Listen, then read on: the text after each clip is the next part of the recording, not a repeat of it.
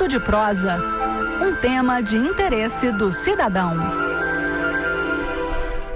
E chegou a hora de declarar o imposto de renda mais uma vez. A Isaura ali tá fazendo aquela cara, não, de novo, todo ano é assim, Isaura.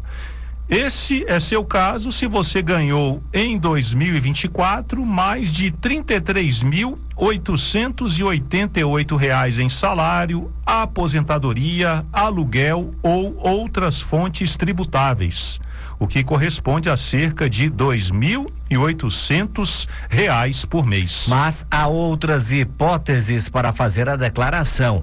Quem recebeu mais de R$200 mil no ano passado, como indenização trabalhista ou rendimento de aplicações, por exemplo. Ou se houve ganho na venda de bens, como casas e carros. Para quem é do campo, a regra para fazer a declaração é ter obtido receita bruta de atividade rural acima de R$ 169.440. Fica de olho, hein, Vandinha?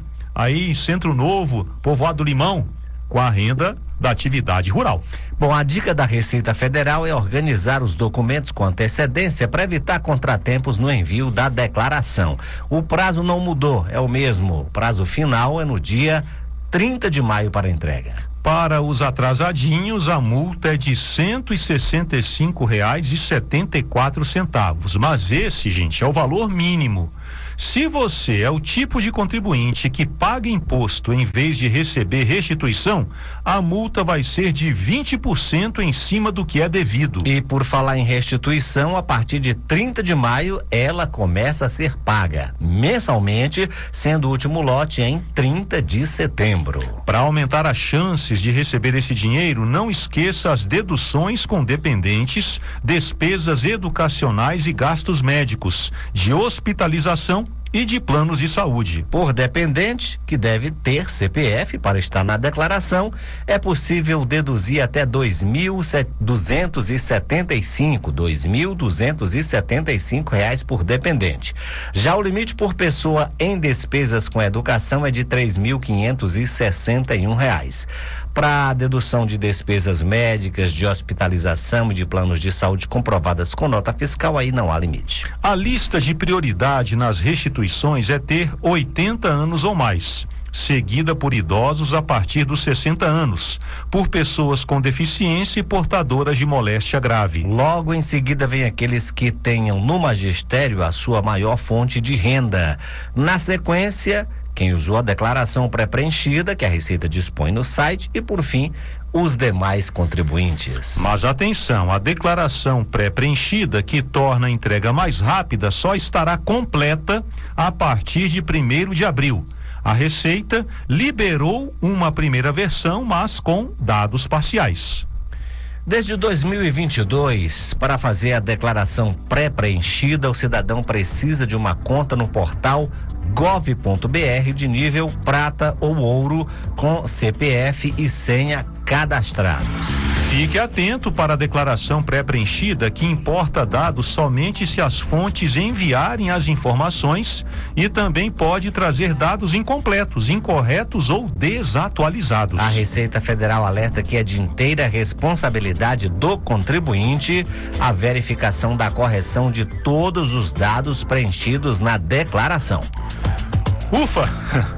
Essas são as principais advertências para não ter problemas com imposto de renda. E a gente deseja que todos façam sua declaração com tranquilidade e exatidão para evitar aborrecimentos. Pois é, aquilo que a gente já sabe todo ano, tem carnaval e tem declaração do imposto de renda que vem logo após o período de carnaval. Então, começou oficialmente ontem a entrega da declaração do imposto de renda, vai até o dia 30 de maio, essa data nunca muda, é sempre 30 de maio mesmo, então o que você deve fazer é já preparar a documentação para evitar deixar tudo para a última hora. E claro, se você quer receber essa restituição mais cedo, é de fundamental importância que você também corra para entregar a sua declaração com uma certa antecedência, levando em consideração aí as prioridades de recebimento. Verdade. E sobre a declaração pré-preenchida, pegou mal o fato aí dela estar disponível só em 1º de abril. Tanto é que a Receita, né, Gesiel, fez aí um quebra-galho, uma declaração pré-preenchida parcial, mas que não é ideal. Não resolve. A própria declaração pré-preenchida, quando ela já vem totalmente preenchida, ela já, às vezes, tem correções. Eu tive que corrigir ano passado. Pois é. Imagine uma pré-preenchida que nem é a totalmente pré-preenchida, é uma parcial. Ficou ruim aí para a Receita Federal realmente, mas quem costuma fazer pela pré-preenchida é aguardar mesmo o dia 1º de abril, quando a Receita promete liberar a pré-preenchida total. O que ela colocou agora foi um arremedo, digamos assim. A Isaura tá dizendo aqui, 1º de abril, Gisele, é o dia da mentira. Mas vai ser o dia mesmo que a Receita falou que vai sair a pré-preenchida. Bom, se no dia 1º de abril não sair, aí a gente conversa, Isaura. Mas inicialmente vamos acreditar que vai ser no dia 1º de abril. Pé de Meia. Seu dinheiro no mundo dos investimentos. Olá, investidores e investidoras, bem-vindos ao Pé de Meia. Com a Selic em patamares elevados e subindo, a renda fixa tem atraído a atenção e o dinheiro dos investidores desde o ano passado. Ninguém quer mais saber de renda variável, ações, bolsas ou fundos imobiliários. Com a taxa Selic em 2 dígitos, o investidor só pensa nos 1% mensal que a renda fixa é capaz de pagar. E os números dão razão a quem pensa assim. De acordo com dados da Associação Brasileira de Entidades do Mercado Financeiro, a Anbima, os fundos dessa classe registraram captação líquida de 243 bilhões em 2024. Foi o melhor desempenho da indústria de fundos no ano passado. E segundo o relatório Focus do Banco Central, o mercado projeta que a taxa básica de juros vai permanecer acima de 2 dígitos pelos próximos anos. Assim, a perspectiva é que a renda fixa continue ocupando uma boa fatia da carteira dos investidores brasileiros. Mas se por um lado os juros elevados abrem oportunidade de ganhos para os investidores, por outro, é preciso calcular os riscos assumidos nessa classe de ativos. Claro que, olhando só por esse lado do aumento da Selic, o momento é da renda fixa. Tudo indica que podemos chegar a ver um juro real, que é o valor da taxa Selic menos a inflação, perto de 10% ao ano, ou até mais, porque a gente não sabe até onde vai a Selic. Mas apesar de a renda fixa ser conhecida pela maior previsibilidade e segurança, isso não quer dizer que não existem riscos envolvidos. E eu vou chamar a sua atenção para um título que parece ter a segurança e a rentabilidade da renda fixa, mas pode trazer muita dor de cabeça. São os chamados títulos de crédito. Você deve se lembrar de quando as lojas americanas anunciaram um prejuízo bilionário no balanço, resultado de fraudes financeiras. Lembra disso? Pois é, aquele evento impactou muitos investidores que sequer tinham ações da empresa. E sabe por quê? Porque muitos fundos de investimentos tinham títulos de crédito da empresa e, com o prejuízo financeiro das fraudes, acabaram tendo as suas cotas desvalorizadas pelo mercado, dando assim prejuízo aos seus cotistas. Esse detalhe quase nunca é levado em conta na hora de investir, e os fundos também não se interessam em divulgar onde estão investidos os seus CDBs. Porque pensa comigo, se você está ganhando muito na renda fixa, é porque tem alguém pagando muito também. E é aí que surgem os riscos. É preciso avaliar se o emissor do título tem a capacidade de pagar o investidor no prazo e nas condições que foram acertadas. Por isso, desconfie sempre daquele CDB de banco médio que paga um rendimento muito acima do mercado. Pode ser indício de um CDB com títulos de alto risco. E esse não é o momento de assumir mais riscos do que o necessário na renda fixa em busca de ganhar mais do que oferecem os títulos mais seguros, como os títulos públicos. E eu vou te dar alguns motivos. Primeiro, porque a instituição financeira ou a empresa que emite dívidas, oferecendo um valor maior do que os títulos públicos, ela está assumindo o compromisso de pagar no futuro uma dívida cara. E é preciso avaliar se ela terá, de fato, condições de honrar esse compromisso. Em segundo lugar, porque os títulos públicos, aqueles disponíveis no Tesouro Direto e considerados os mais seguros da economia, e também os papéis emitidos pelas grandes instituições financeiras, os bancões, já estão oferecendo bons rendimentos. Então, se você quer aproveitar essa janela em que os juros estão elevados para investir com segurança e risco mínimo, vá no certo. Prefira os títulos do Tesouro Direto que são oferecidos por qualquer banco. Ninguém sabe quanto tempo a Selic vai continuar alta, mas, até lá, aplicar na renda fixa é uma forma de você se proteger da inflação com a segurança de investir nos títulos mais seguros do mercado. Os que são emitidos pelo governo, que em última análise pode até se valer de emitir dinheiro para honrá-los. É claro que isso é ruim para a economia e imprimir moeda pode gerar mais inflação, mas isso aí já é tema para um outro pé de meia. Por hora, a maré a ser aproveitada é a da renda fixa. Escolher o título que mais combina com seus objetivos e prazos de investimento e aproveite. Até o próximo programa. Por hoje é só. Esse foi o nosso Pé de Meia de hoje, com produção e locução de Gesiel Carvalho e trabalhos técnicos de Pedro Henrique Vasconcelos. Lembrando que você pode ouvir de novo esse programa na página da Rádio Senado na internet ou no seu agregador de podcasts preferido. Esse programa também é reprisado toda segunda-feira ao meio-dia aqui na Rádio Senado. Pé de Meia, o seu programa de finanças pessoais da Rádio Senado. Entrevista. Vamos então à entrevista do dia. Começou o prazo de entrega da declaração do Imposto de Renda 2025, ano base 2024. O contribuinte tem até o dia 30 de maio para enviar o documento. Fique ligado para não cometer erros no preenchimento, principalmente porque a Receita Federal mudou algumas regras neste ano. E para falar sobre isso, nós convidamos o Guilherme de Ferreira. Ele é advogado tributarista e conversa com a gente sobre a entrega da declaração 2025. Guilherme, muito obrigado pela sua participação aqui. Bom dia. Bom dia, eu que agradeço estar aqui com vocês. Guilherme, quais são as principais mudanças que você diria aqui na declaração que exigem aí uma atenção especial do contribuinte na hora do preenchimento para a declaração desse ano?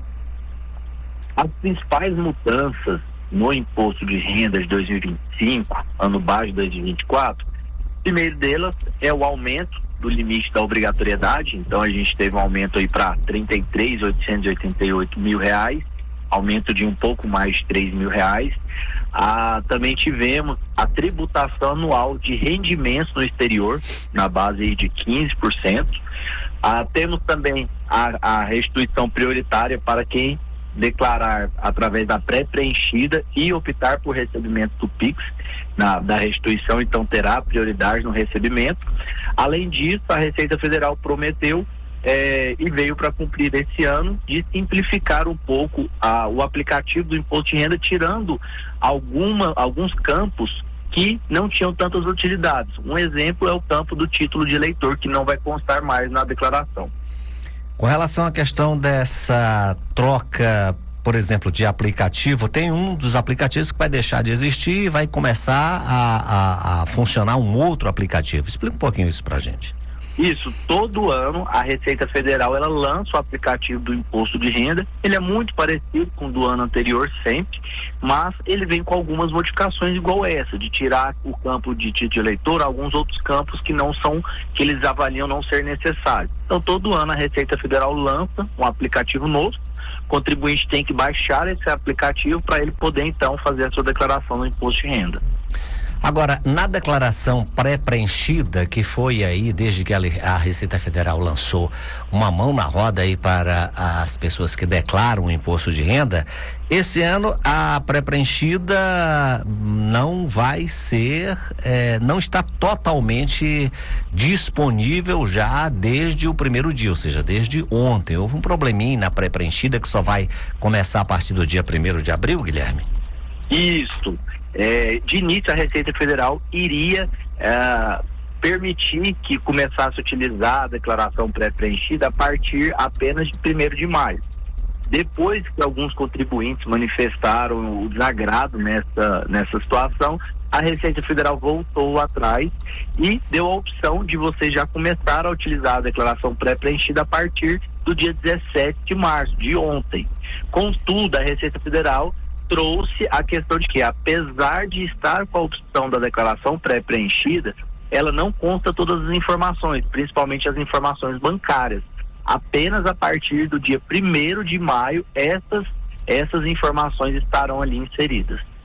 Agora, uma das coisas que as pessoas muitas vezes podem ter uma ideia de que já tem uma declaração pré-preenchida, eu já vou baixar essa pré-preenchida e já mando e tá tudo certo. A Receita diz que, apesar de ser uma declaração pré-preenchida e que ajuda bastante na questão das informações, o contribuinte precisa dar uma revisada nessa declaração mesmo pré-preenchida para saber se não houve alguma incorreção ou omissão. Ou seja, não adianta mandar a pré-preenchida do jeito que recebe e depois alegar que foi a Receita que mandou. A responsabilidade é sempre do contribuinte, não é isso, Guilherme?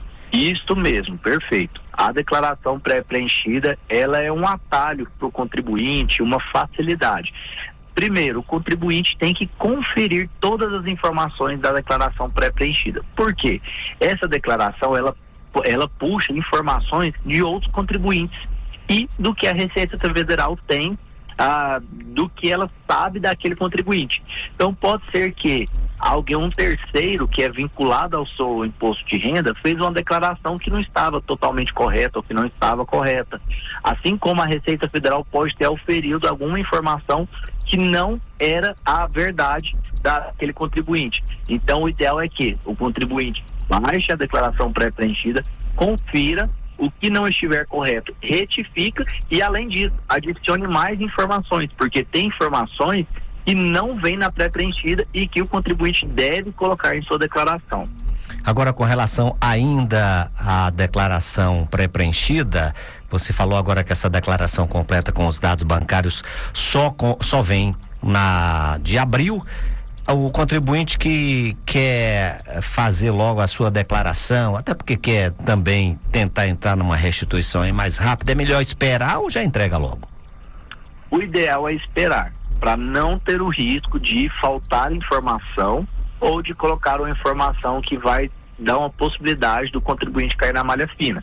Então a gente tem pouco tempo, o que o contribuinte pode fazer é o quê? Continuar juntando a sua documentação, aguarda dia 1º de abril, então faz a sua declaração pré-preenchida. Baixe a declaração pré-preenchida, confira todos os dados, retifique o que precisar, adicione o que precisar adicionar e então faz o seu envio para não ter nenhum risco de ir informação correta ou faltar informação na sua declaração. Guilherme, quais são os erros mais comuns no preenchimento da declaração? Aqueles erros que as pessoas mais cometem e que pode muitas vezes até acarretar numa malha fina. Olha, os erros mais comuns que os contribuintes cometem é, primeiro, deixar de declarar bens e direitos. Então, o contribuinte comprou um veículo, comprou um imóvel, ele deixa de declarar no seu imposto de renda, assim como também esquece ou deixa de declarar a venda. Ele vendeu um imóvel, ele vendeu uma casa e ele não tira do seu imposto de renda. Ele tem que trazer as informações do comprador, informações do valor da venda, tudo isso deve constar no seu imposto de renda. E alguns contribuintes não colocam. E isso pode dar um grande prejuízo para o contribuinte futuramente. Além disso, contribuinte que não declara o imposto de renda sendo que tem sua obrigação, este terá que pagar uma multa posteriormente, vai cair na malha fina, a Receita Federal irá atrás desse contribuinte. Um outro grande erro é ele não conferir todas as suas informações, principalmente em relação a investimentos. Agora a gente tem a obrigatoriedade da declaração anual, de colocar na declaração do imposto de renda rendimentos do exterior. Tivemos também aquela legislação do ano passado para contribuintes que quisessem atualizar os seus imóveis. Então, o contribuinte tem que estar atento para trazer isso para o seu imposto de renda. Então, o ideal é que ele junte toda a documentação, bens, direitos, recebimentos, pagamentos, tudo que ele fez, unifique tudo, leve para o seu imposto de renda e vá colocando os campos corretos, que também é um erro dos contribuintes. Às vezes é um rendimento tributável, ele coloca no não tributável, vice-versa. Isso também traz um prejuízo e traz a chance do contribuinte cair na malha fina. E muitas vezes o contribuinte, ao fazer a sua declaração, declarou algum erro, alguma incorreção, e aí tem também a declaração retificadora, né? Uma oportunidade dele falar para a Receita, olha, isso aqui foi errado, mas o certo é exatamente isso, para evitar até de que ele venha a cair numa possível malha e ter a sua restituição atrasada, digamos assim.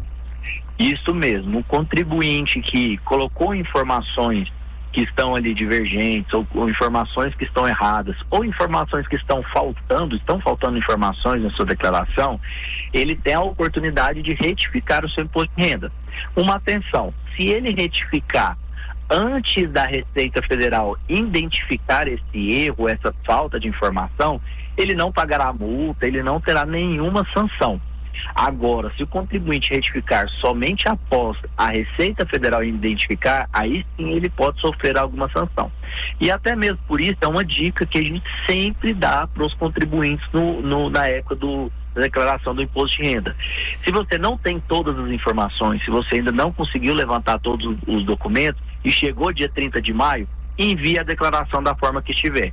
Por quê? Você envia e corre atrás da documentação e posteriormente você retifica, porque se você retificar antes da Receita Federal identificar, você então não pagará nenhuma multa e não terá nenhuma sanção pecuniária pelo esse atraso do envio da declaração. Dica boa, interessante então aí para você que já começou a separar os documentos, reunir toda a documentação e fazer a sua declaração do imposto de renda. Lembrando, né, sempre, Guilherme, que vale aquela regra, né? Quem entrega primeiro, a chance de receber também é primeiro e já começa no último dia da declaração, que é no dia 30 de maio, começa também já o primeiro pagamento da restituição, é isso? Isso mesmo, nós temos os prioritários por lei, acima de 60 anos, acima de 80 anos, pessoas com doenças graves, professores, esses são os grupos prioritários, esses sempre receberão primeiro. Excluídos esse grupo prioritário, passado ele, vem então as pessoas que têm prioridade para recebimento.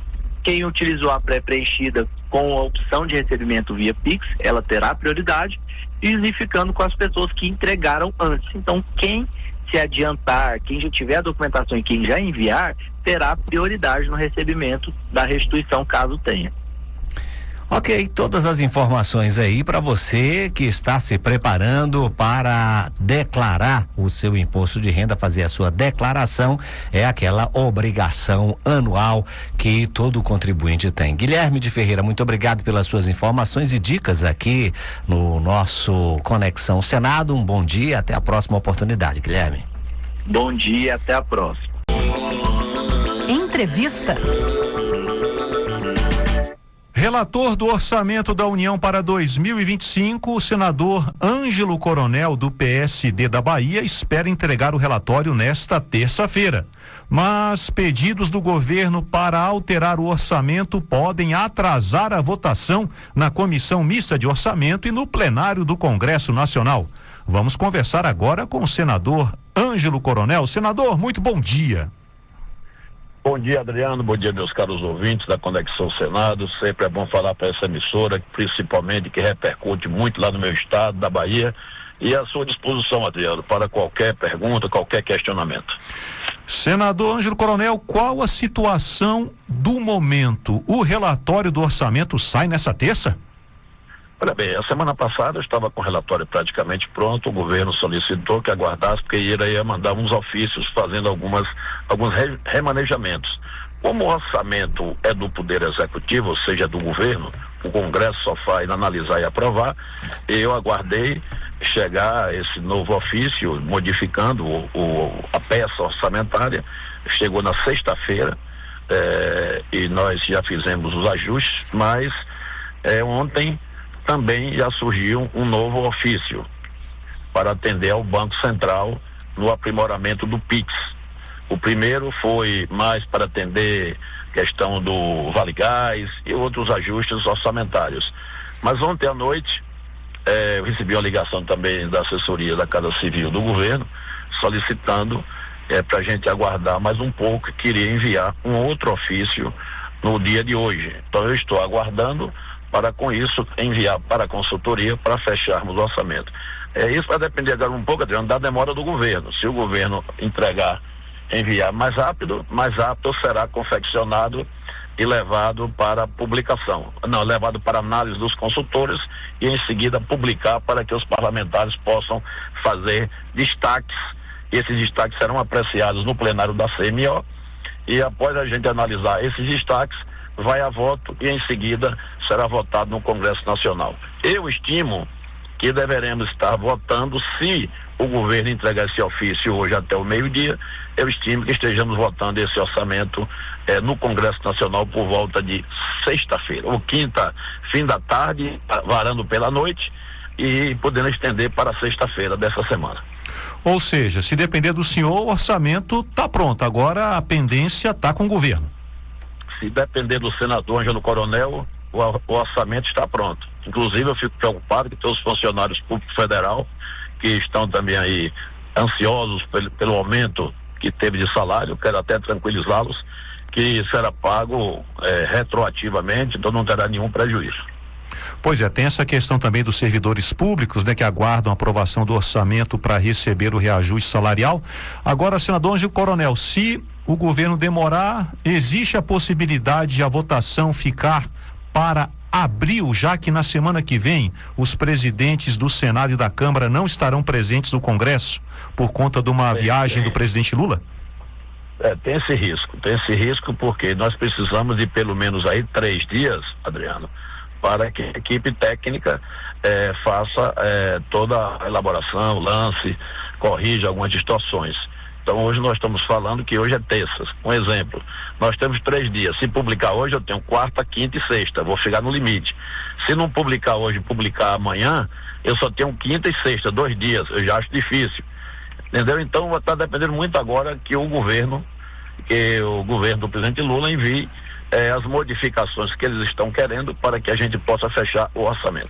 E aí é o seguinte, como o presidente Davi e o presidente Hugo estarão viajando no dia 22 com o presidente Lula para uma viagem internacional no Japão e vai passar uma semana fora, então provavelmente nós vamos pular a semana que vem e deixar para votar a partir do dia 30 com o retorno do presidente Hugo Mota e do presidente Davi Alcolumbre. Mas eu quero deixar bem claro que a culpa não é do senador Ângelo Coronel. Eu estou aqui à disposição para contribuir, colaborar para que a gente resolva de uma vez por todas a aprovação dessa peça orçamentária que é de grande importância para o país.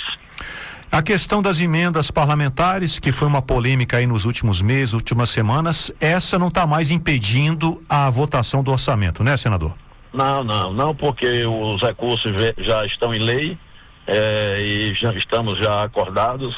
A demora que tinha sobre a questão das emendas a saber qual seria o ministério que iria ser alocadas, mas já foi tudo acordado. 50% vai para a de saúde, que é uma área muito importante no Brasil inteiro.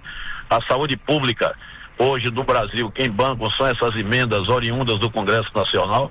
Então vai ser de grande valia. Os prefeitos do Brasil estão ansiosos e governadores ansiosos na expectativa de aprovar o orçamento e começarem a receber essas emendas oriundas dos senadores e dos deputados federais. Então é uma contribuição também que o Congresso vai dar para a saúde pública brasileira, que não está andando muito bem e precisa melhorar muito.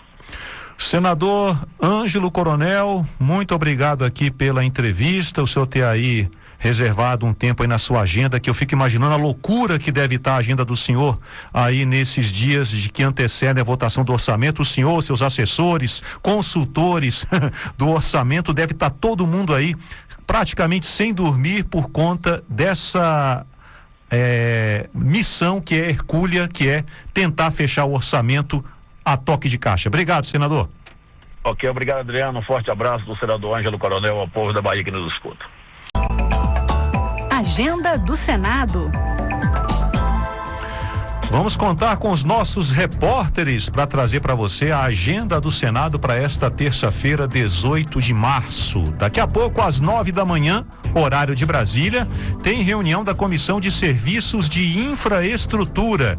Essa reunião vai ser dividida em duas partes e o repórter César Mendes tem os detalhes. Bom dia, César. Bom dia, colegas do Conexão e ouvintes da Rádio Senado. A Comissão de Infraestrutura vai debater com representantes da ANAC e do Ministério de Portos e Aeroportos a alteração nas tarifas sobre cargas importadas e exportadas, cobradas pelas concessionárias aeroportuárias e que, segundo o senador Espiridião Amin, do Progressistas de Santa Catarina, foi implementada a revelia da ANAC e do Ministério de Portos e Aeroportos. A suspensão dos voos da empresa Voepaz pela ANAC também será discutida. O senador Sérgio Moro, do União do Paraná, quer saber por que essa decisão foi tomada só agora, mais de 6 meses depois do acidente ocorrido com um avião da companhia, em agosto do ano passado, em Vinhedo, nos arredores de São Paulo. Antes do debate, o colegiado tem reunião deliberativa e pode votar o projeto do senador Fernando Dueire, do MDB de Pernambuco,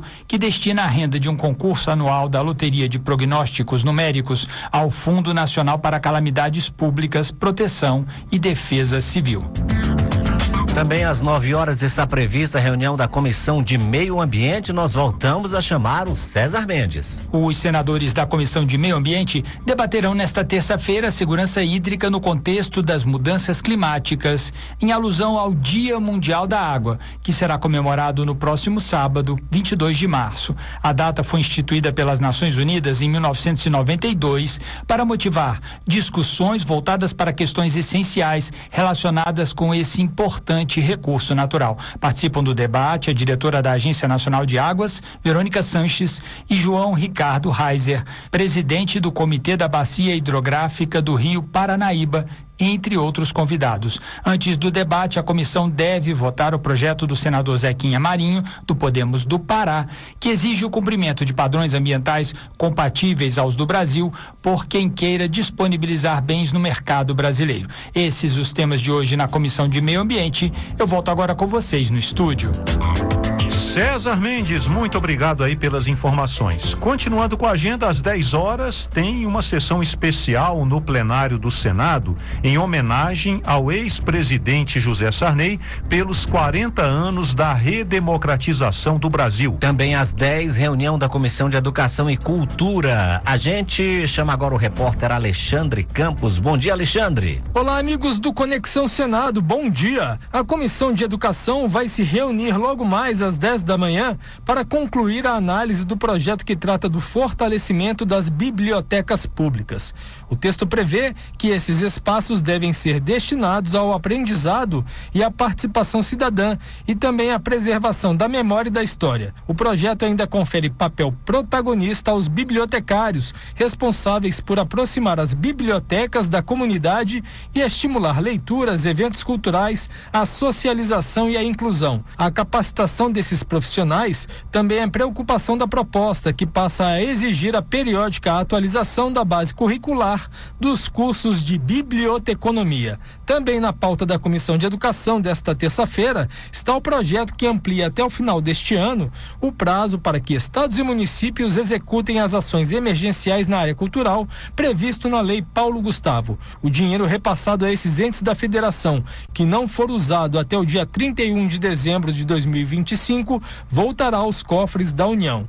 São essas as informações sobre a pauta da Comissão de Educação desta terça-feira. Volto com vocês do estúdio. Às 10h30, a Comissão de Desenvolvimento Regional e Turismo se reúne para uma audiência pública interativa com o objetivo de discutir políticas de desenvolvimento regional e do turismo. Já às 11 horas tem reunião da Comissão de Segurança Pública. O repórter Bruno Lourenço vai acompanhar. Bom dia, Bruno. Bom dia para a bancada do Conexão Senado, bom dia, ouvintes. A Comissão de Segurança Pública pode votar nesta terça-feira um dos projetos tidos como prioritários pelo presidente do colegiado, senador Flávio Bolsonaro, do PL do Rio de Janeiro. é o que tipifica os crimes de domínio de cidades e intimidação violenta. Esses crimes se caracterizam pela ação de bloquear, parcial ou totalmente, as vias públicas e as estruturas de segurança com uso de violência para impedir ou retardar a ação do Estado e, com isso, praticar crimes. Também está na pauta proposta que agrava as penas para furto, roubo e receptação e cria a chamada receptação culposa, quando a pessoa adquire algo por um preço exageradamente baixo e deveria desconfiar do negócio. Outros aumentos de pena que podem ser votados seriam para crimes cometidos contra motoristas de transporte público e por aplicativo e homicídios praticados por membro de organização criminosa. A comissão pode analisar ainda a presença obrigatória de seguranças nas escolas e a disponibilização do Estatuto da OAB em prédios de segurança pública e presídios.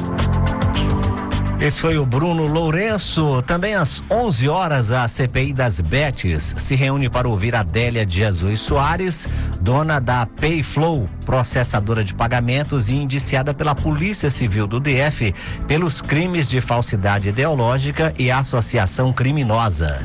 Até aqui, pauta do Senado na parte da manhã. Vamos à parte da tarde. Às 2 horas começa a sessão deliberativa do plenário do Senado. A pauta da sessão com a repórter Érica Christian. Bom dia, Érica. Bom dia, Gesiel. Bom dia, Adriano. E uma excelente terça-feira para todos os ouvintes da Rádio Senado. E os senadores podem votar hoje a garantia da alfabetização até o final do 2º ano do ensino fundamental e mudanças na composição da Comissão Nacional de Incorporação de Tecnologias no Sistema Único de Saúde, a CONITEC. O plenário pode analisar também a proposta que vai limitar em 12 anos o prazo da inelegibilidade, que hoje considera a sentença acrescida de mais 8 anos. A sessão do plenário está prevista para começar às 2 horas da tarde com os discursos e às 4 horas com as votações. E tudo será transmitido ao vivo pela Rádio Senado, TV Senado e pelo canal da TV Senado no YouTube. Uma excelente terça-feira para todos os nossos ouvintes. Gesiel, Adriano.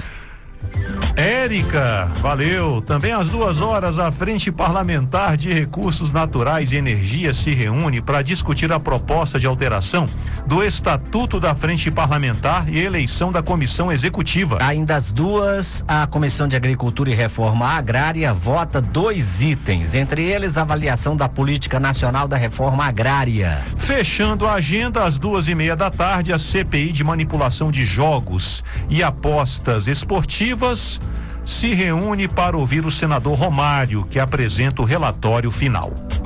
Bom, para acompanhar os trabalhos legislativos, a Érica Christian já deu aí o caminho, né? Você pode acessar o YouTube da TV Senado, Rádio Senado, TV Senado e pode acessar também o senado.leg.br/atividade. Ó, uma dica, você também pode baixar, se você ainda não tem, o aplicativo Senado Digital. Por lá você também acompanha todas as atividades legislativas aqui do Senado Federal.